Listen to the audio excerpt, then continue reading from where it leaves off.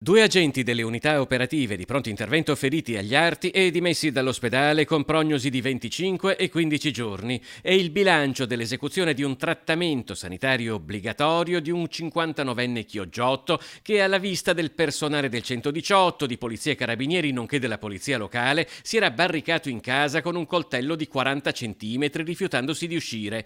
I tentativi di farlo rinsavire si sono rivelati vani e quando nel cuore della notte, dopo diverse ore di trattativa, si è convinto ad aprire la porta armato del coltello, è stato necessario immobilizzarlo, una colluttazione nella quale sono rimasti feriti i due agenti. Immediata la presa di posizione dell'FSP, la Federazione Sindacale di Polizia del Veneto. Ci manca uno strumento di difesa e non di offesa, ma di difesa tra la colluttazione, tra l'utilizzo della forza con le mani nude praticamente e l'utilizzo dell'arma di ordinanza che abbiamo in dotazione.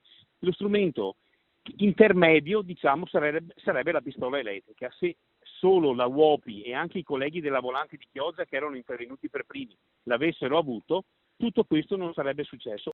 In Veneto il taser è in dotazione alla Polizia di Padova che, assieme ad un'altra dozzina di città italiane, lo sta testando per ora a livello sperimentale. Venezia sarà però la prima città in regione a dotare della pistola elettrica la polizia locale. Dispositivo che avrà questo periodo sperimentale appunto di 6 mesi e per il quale puntiamo molto poi a integrarlo all'intero reparto operativo, perché lo reputiamo un valido strumento sostitutivo a fronte di eventi negativi, chiaramente, tra l'arma da fuoco e quella che può essere una colluttazione, comunque uno scontro fisico.